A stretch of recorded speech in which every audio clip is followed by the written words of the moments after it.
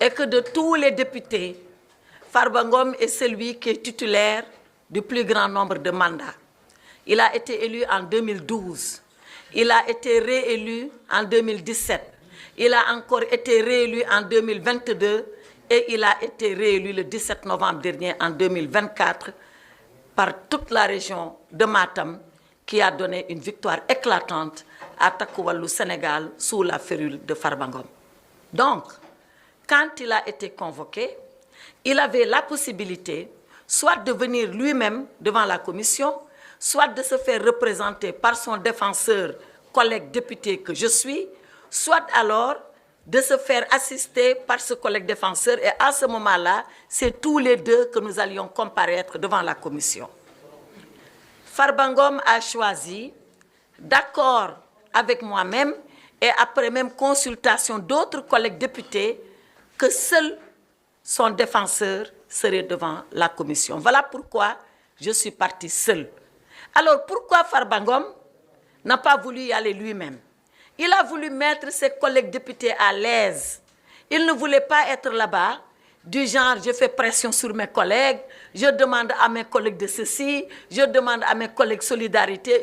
Il a dit non. Je les mets à l'aise, je m'abstiens d'y aller et je laisse mon collègue défenseur le faire pour qu'il soit totalement à l'aise, libre de toute pression morale venant de ma part. Voilà la raison pour laquelle Farba Ngom n'est pas venu, comme la loi lui en donne la possibilité. Et voilà pourquoi je suis partie seule devant la commission, comme la loi nous en donne la possibilité, le député Farba Ngom et moi-même. Maintenant, l'autre point de ma déclaration, c'est de dire qu'est-ce que nous avons fait, nous, en tant que défenseurs de Farba Ngom, devant la commission. Lorsque je suis arrivée, j'ai soulevé une question préjudicielle. La question préjudicielle, c'est un problème qu'on pose avant même d'examiner le fond du dossier. C'était quoi ce problème? Ce problème, c'est que personne n'a vu le dossier de Farba Ngom. Depuis qu'on on parle sur des hypothèses, on parle sur des supputations, on parle sur peut-être que, mais personne ici au Sénégal, en dehors de quelques autorités judiciaires, n'a vu le dossier de Farba Ngom. Est-ce qu'on lui reproche des coups et blessures volontaires? Est-ce qu'on lui reproche un accident de la circulation? On ne le sait pas. La seule chose qu'on sait, c'est ce que le procureur a écrit. Mais qu'est-ce qu'il y a réellement dans le dossier? On ne sait pas. Je ne dis pas que ce que le procureur a écrit est faux, mais si ce qu'il a écrit est vrai, quelle est la difficulté qu'il y a à nous donner les faits? Et je dis à la commission, donnez-moi le dossier de Farba Ngom pour que nous puissions l'étudier et nous défendre. Comment on peut se défendre sans dossier? Et hier, j'ai adressé un courrier solennel au président de la commission pour lui dire, à ma qualité de défenseur, devant comparaître le lendemain, c'est-à-dire aujourd'hui, j'ai besoin de disposer des éléments de fait qui sont reprochés à Farba Ngom pour assurer sa défense. Et le président m'a répondu. Le président m'a répondu, et vous savez quoi, mesdames, messieurs les journalistes? Il m'a envoyé comme dossier les lettres de transmission qui ont été écrites entre les différents procureurs. Vous êtes des journalistes, vous pensez que c'est ça un dossier? Est-ce que c'est les lettres de transmission qui accusent Farba Ngom? Est-ce que c'est les lettres de transmission qui constituent les faits pour lesquels on nous demande la levée de son immunité? Les lettres, elles sont là. Je ne peux pas vous les révéler parce qu'elles sont estampillées confidentielles, mais c'est une lettre du parquet financier au parquet général, une autre lettre du parquet général au ministre de la Justice et enfin une dernière lettre du ministre de la Justice à l'Assemblée nationale. Voilà le dossier. Voilà le dossier d'accusation de Farba Ngom. 4 lettres de transmission. Est-ce que ça, pour une commission qu'on a mis en place, mais est-ce que ça, c'est du travail sérieux? Mais mieux que ça, est-ce que vous pensez que l'Assemblée nationale, elle a constitué une commission d'enquête pour examiner 4 lettres de transmission? Vous pensez vraiment ça? Si c'est les 4 lettres de transmission qui sont la commission d'enquête, il n'y avait pas besoin de commission d'enquête.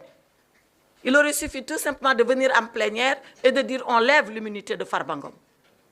Et j'ai décidé, en tant que défenseur de Farba Ngom, de ne pas m'associer à cette parodie de commission ad hoc.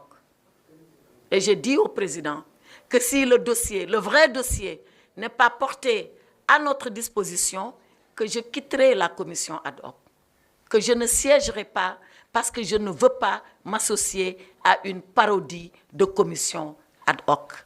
Ce n'est pas ce qu'on appelle une commission ad hoc.